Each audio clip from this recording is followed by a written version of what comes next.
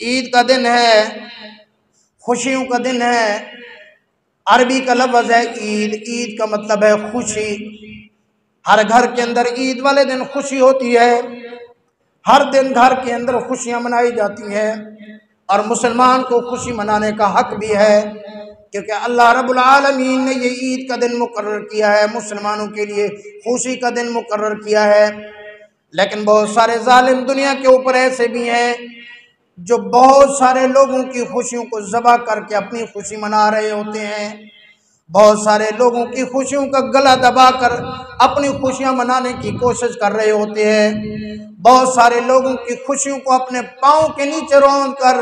اپنی خوشی منانے کی کوشش کر رہے ہوتے ہیں۔ یاد رکھو، اگر تیری وجہ سے عید والے دن کسی کی آنکھوں میں آنسو آ گئے، تیری وجہ سے اگر عید والے دن کوئی رو پڑا، تیری وجہ سے اگر عید والے دن کسی کی آنکھوں میں آنسو آ گئے اور اس نے آسمان کی طرف نگاہ اٹھا کر آنسو بہا کر نکال دی، اپنے اللہ سے تیری شکایت کر دی، اللہ کی قسم پھر تجھے یہاں دنیا میں کوئی خوشی نصیب نہیں ہوگی، تمہیں قبر کے اندر بھی خوشی نصیب نہیں ہوگی، اور تمہیں آخرت کے اندر بھی کوئی خوشی نصیب نہیں ہوگی۔ بڑے بڑے علماء تو بیان کرتے ہیں، میں تو ایک طالب علم ہوں، چند ایک باتیں اپنے معاشرے کی میں عرض کرتا ہوں۔ ایک گھر ہے، ایک گھر کے اندر ایک بہو آتی ہے، اب گھر کے اندر سارے خوشیاں منا رہی ہیں، اب خاوند کے 4-5 بھائی ہیں، ان کے سارے کام کی ذمہ داری بھی ایک بہو کے اوپر، ان کے کپڑے دھونا بھی ایک بہو کے ذمے، اس کے کپڑے استری کرنا بھی ایک بہو کے ذمے، اس کا کھانا پکانا بھی ایک بہو کے ذمے۔ عید والے دن ایک گھر کے اندر جو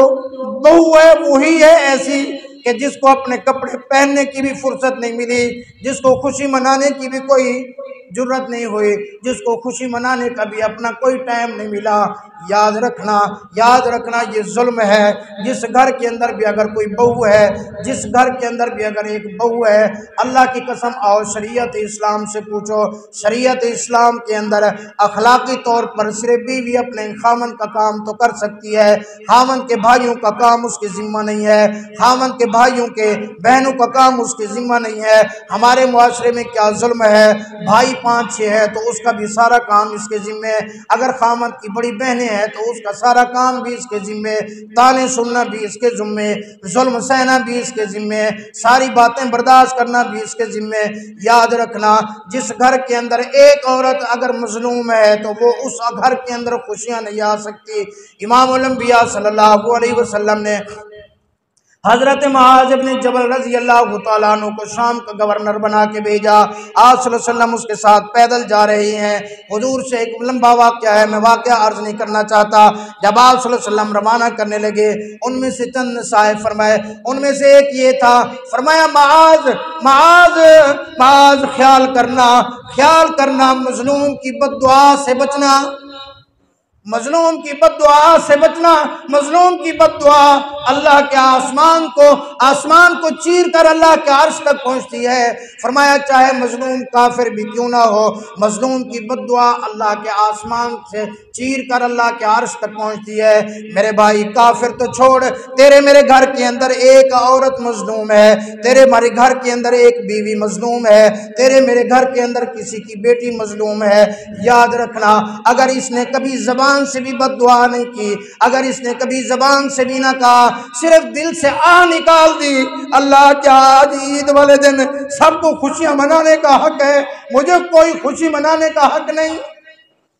یاد رکھنا، تیری اللہ دنیا کی خوشیاں بھی چھین لے گا، اللہ تیرے پھر آخرت کی خوشیاں بھی چھین لے گا۔ میں نے ایسی سسرال کے اندر مظلوم بیٹیاں دیکھی ہیں، اور پھر جب انہوں نے برداشت کر لیا، جب انہوں نے صبر کر لیا، تو پھر ہم نے بستر پر تڑپتے ہوئے بھی اس ساس کو دیکھا ہے، ہم نے کینسر کے اندر بھی اس سانپ کو ایڑیاں رگڑتے دیکھا ہے، ہم نے کسی کے گردے فیل بھی اس بستر کے اوپر اس کو دیکھا ہے، کومے کے اندر بھی کسی کو دیکھا ہے، کیونکہ جو ظلم کرتی ہے ہے۔ اللہ کی قسم، اللہ فاسق فاجر کو تو معاف کر سکتے ہیں، اللہ کافر کو بھی دنیا کے اوپر معاف کر دیتے ہیں، لیکن اللہ ظالم کو معاف نہیں کرتے۔ ظالم اپنے ظلم کا بدلہ دنیا میں بھی دے کے جاتا ہے۔ ایسی ایسی عورتیں جنہوں نے اپنی بہو کے اوپر ظلم کیا، آخری عمر کے اندر کینسر کے اندر مبتلا، آخری عمر کے اندر گردوں کے عارضے کے اندر مبتلا، آخری عمر کے اندر پھیپھڑوں کے عارضے کے اندر مبتلا، آخری عمر کے اندر طرح طرح کی بیماریوں کے اندر مبتلا، آخری عمر کے اندر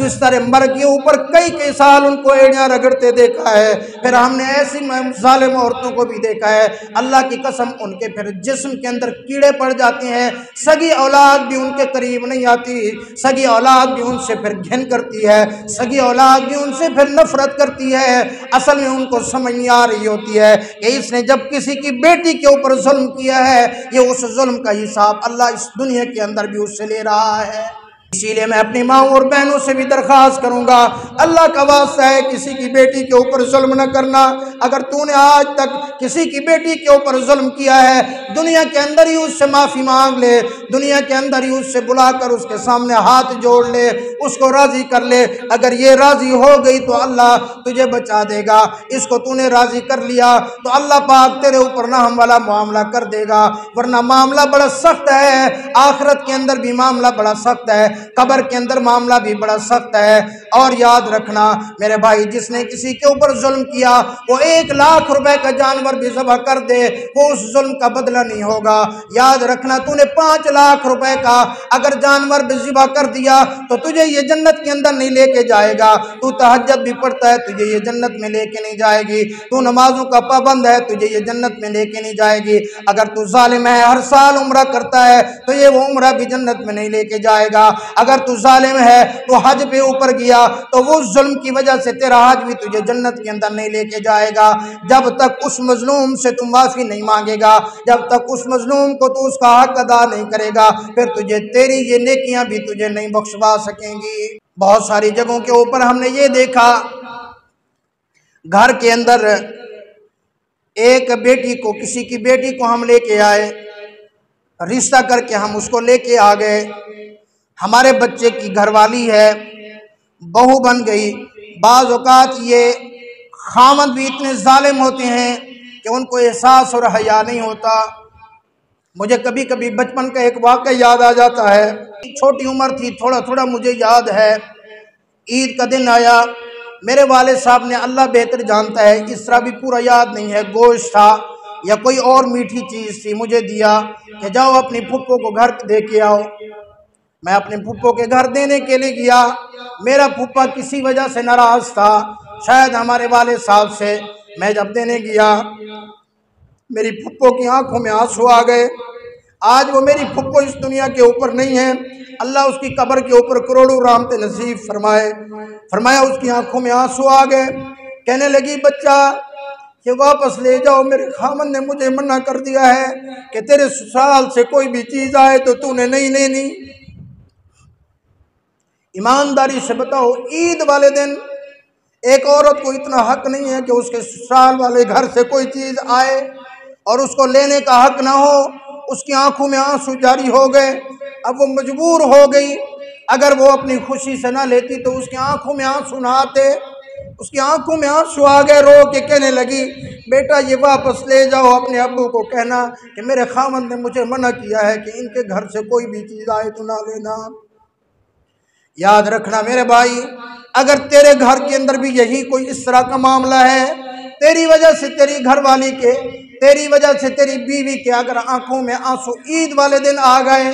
اور اس نے آہ نکال دی، تو یاد رکھنا اللہ تیری عید کی خوشیاں بھی چھین لے گا، اللہ تیری دنیا کی خوشیاں بھی چھین لے گا، اللہ تیری قبر کی خوشیاں بھی چھین لے گا، اللہ تیری آخرت کی خوشیاں بھی چھین لے گا۔ بس اس عورت کی، اپنی اس بیوی کی آہ سے محفوظ رہنا۔ یہ مظلوم ہے، اگر اس کی آہ نکل گئی اللہ تیری دنیا اور آخرت دونوں برباد کر دے گا۔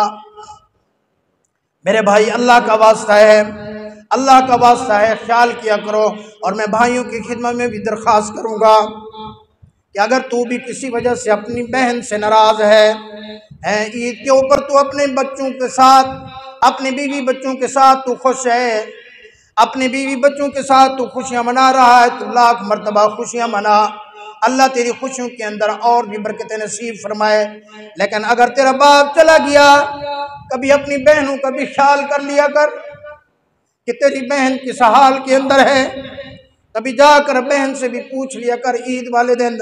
اپنی بہن کے گھر چلا جایا کر، جا کر اس کے سر کے اوپر ہاتھ رکھ کے پوچھ لیا کر،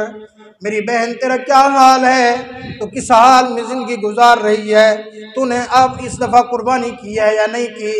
تو نے کیا کیا ہے، تیری زندگی کیسے گزر بسر ہو رہی ہے۔ اور ایک بات یاد رکھنا، اگر تو نے اپنی بہن کو اس کا حصہ نہیں دیا تو 10 لاکھ روپے کی تو 50 لاکھ روپے کی بھی قربانی کر رہا ہے، تو یہ قربانی اٹھا کر اللہ تیرے منہ کے اوپر مار دے گا۔ اپنی بہن کا جب تک تو حصہ نہیں نکالے گا، تیری یہ قربانی بھی اللہ اپنے بارگاہ میں شاید قبول نہیں فرمائے گا۔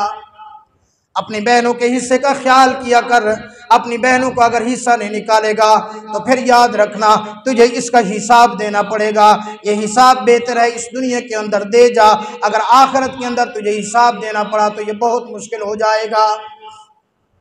امام الانبیاء صلی اللہ علیہ وسلم نے اپنی مرض الوفات میں اعلان کر دیا تھا، فرمایا میرے یارو، آج تک اگر میرے سے کسی کے اوپر کوئی زیادتی ہو گئی ہو، اگر میرے سے کوئی ناراض ہے، اگر کسی وجہ سے، تو وہ دنیا کے اوپر آ کر مجھ سے اپنا بدلہ لے لے، آخرت کے اندر اللہ کے دربار میں مجھ سے بدلہ نہ لینا۔ ایک صحابی رسول کھڑے ہو گئے، یا رسول اللہ، فلان جنگ کے موقع پر آپ نے میری کمر کے اندر مجھے کوڑا مارا تھا، میں اس کا بدلہ لینا چاہتا ہوں۔ حضور صلی اللہ علیہ وسلم نے فرمایا میرے یار کو کوڑا دے دو، اس کے ہاتھ میں کوڑا پکڑا دو، مجھے کوڑا آ کر مار لے۔ ابو بکر صدیق کی چیخیں نکل گئی، حضرت عمر فاروق کی چیخیں نکل گئی، اللہ اکبر۔ حضرت علی المرتضیٰ آ گئے، فرمایا میرے بیٹے حسن و حسین تیرے غلام بن جائیں گے، آج میرے آقا صلی اللہ علیہ وسلم کی کمر مبارک پر کوڑا نہ مارنا۔ حضور نے فرمایا نہیں چھوڑ دو۔ صحابی رسول آئے، کہنے لگے یا رسول اللہ، جو کوڑا آپ کے ہاتھ میں تھا وہ کوڑا حضرت علی المرتضیٰ کے گھر میں ہے، وہ اسی کوڑے سے میں بدلہ لوں گا۔ اللہ اکبر۔ فرمایا اما فاطمہ کو پتہ چلا کہ حضور صلی اللہ علیہ وسلم نے کوڑا منگوایا ہے، ایک غلام آج میرے ابا کی کمر مبارک کے اوپر کوڑا مارنا چاہتا ہے۔ حضرت اما فاطمہ نے پیغام بھجوایا، فرمایا اس صحابی رسول کو کہہ دو میں اپنے بچوں کو غلام بنا دوں گی، میرے بچوں کی کمر کے اوپر جتنی مرضی کوڑے مار لے، علی المرتضیٰ حاضر ہیں، جو مرضی کر لے، لیکن میرے ابا کی جسم مبارک کے اوپر کوڑا نہ مارنا۔ صحابی رسول نے کہا نہیں میں تو کوڑا ماروں گا، میں اپنا بدلہ لوں گا۔ کوڑا آ گیا، حضور نے اپنے غلاموں سے فرمایا ابو بکر میری کمر سے کپڑا ہٹا دو۔ علی المرتضیٰ، کیونکہ صحابی رسول نے کہا یا رسول اللہ، جب آپ نے مجھے کوڑا مارا تھا میرے جسم پر قمیض نہیں تھا، آپ کے جسم مبارک پر قمیض ہے، میں قمیض ہٹا کر کوڑا مارنا چاہتا ہوں۔ میرے آقا نے فرمایا میرے جسم سے قمیض ہٹا دو۔ اللہ اکبر۔ صحابہ نے جسم سے جب قمیض ہٹائی، ایمانداری سے بتاؤ وہ صحابہ جو حضور صلی اللہ علیہ وسلم پر اپنی جان نشاور کرنا اپنی شہادت سمجھتے تھے، اپنے بچوں کو میرے آقا کے نام پر قربان کرنا اپنے لیے شہادت سمجھتے تھے، اپنی بیویوں کو بیوہ کرانا اپنے لیے شہادت سمجھتے تھے، آج ان کے سامنے اللہ اکبر ایک